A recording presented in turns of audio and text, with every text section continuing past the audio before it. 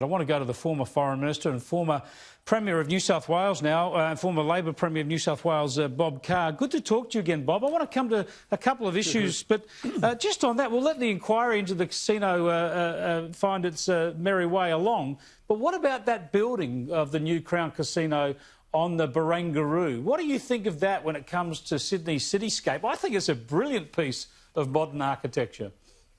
Yeah, so do I. And one of the great things about it is that it redirects the city's vision to the west. All our significant buildings have looked into Circular Quay and into the harbour east of the Sydney Harbour Bridge. The location of this building really does an enormous amount in projecting the city towards the mountains and towards Sydney's Greater West, which is such a big part of its economy and its demography. Yeah, it is a great building, but we'll see what happens with that inquiry. Now, two things importantly I want to get your thoughts on. First, you've long campaigned against high levels of immigration in Australia, largely on environmental grounds. Do you see that as a silver lining to this current situation with the pandemic? We're effectively having no immigration for the next couple of years. Yeah, it gives us a breathing space, and I'm certain that that is the majority view in Sydney, Melbourne, Brisbane. A breathing space with infrastructure and an opportunity beyond that, Chris, to just explore a different economic model.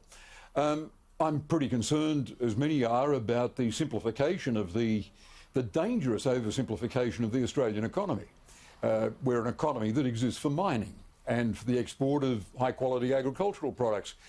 But there's not much more to it than that, except force-fed high immigration, population growth as a source of economic development. And I think the opportunity for us to be saying to our investors, put your money into promising Australian startups, not into more apartment blocks and urban sprawl, is not a bad thing. Giving us a bit more economic complexity and giving us a share of an innovation economy that's too easily overlooked in a country that has been rewarded with opportunities just to ride on the back of high population growth. Yeah, and with that complexity comes more self-reliance too, so we will see. That's a very optimistic prospect there. I just wanted to also, Bob, given you're such a great student of American politics, get your latest thoughts on Donald Trump. Do you believe he's done? Do you believe it's impossible for him to win from here? Yeah, I think after 2016, Chris, you're going to be hard-pressed to find anyone who would put it as emphatically as that. And he is a native genius at politics, a very creative campaigner, and he showed that again in 2016. But there is a unanimity about the opinion polls now, and a lead that's not only big but steady for Biden, and more relevantly after 2016, a lead in those key battleground states. So Biden's got to be very encouraged by that. The inherently turbulent nature of American politics, though, in the middle of this pandemic, would have Democrats apprehensive about the prospect that their candidate could be felled by COVID-19 and not do as robustly as Donald Trump seems to have done in bouncing back from it. So anything can go wrong. I think, though, there's such a buffer about Biden's strength.